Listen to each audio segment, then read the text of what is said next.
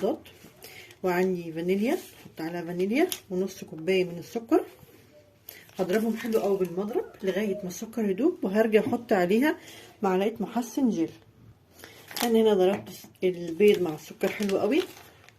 كل اللي انا هعمله هجيب محسن جل اللي هو بونو، هو بحط الكيس كله، هو تقريبا 50 جرام يعني معلقه كبيره. هحط الكيس كله.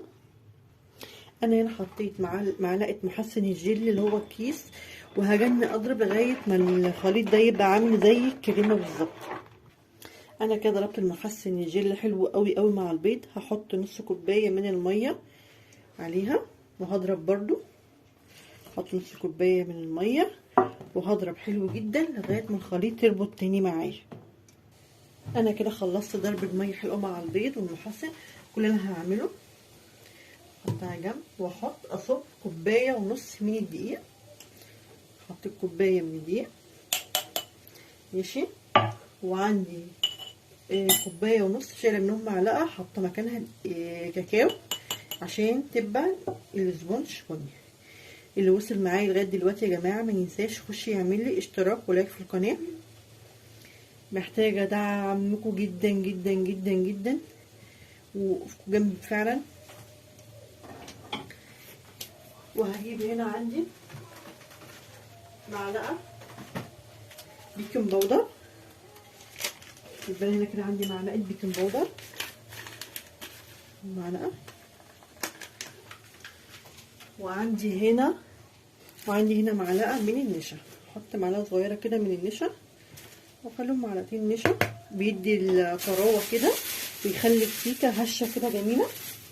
هقلب الخليط ده حلو قوي قوي بالمضرب بتاعي، وهصبه في صينيه. انا عندي صينيه قلب هصبها فيها وادخلها الفرن على درجه حراره مسخناها حلو قوي قوي.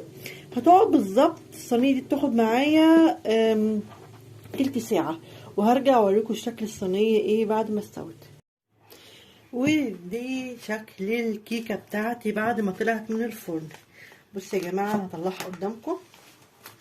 بسم الله الله اكبر، بجد يعني حاجه كده اللي هي اصلا خيال. بصوا ارتفاعها عامل ازاي. طبعا ما كانش عندي ورق زبده، عملتها بورق خلاص عادي جدا. بصوا يا جماعه شايفين الارتفاع عامل ازاي.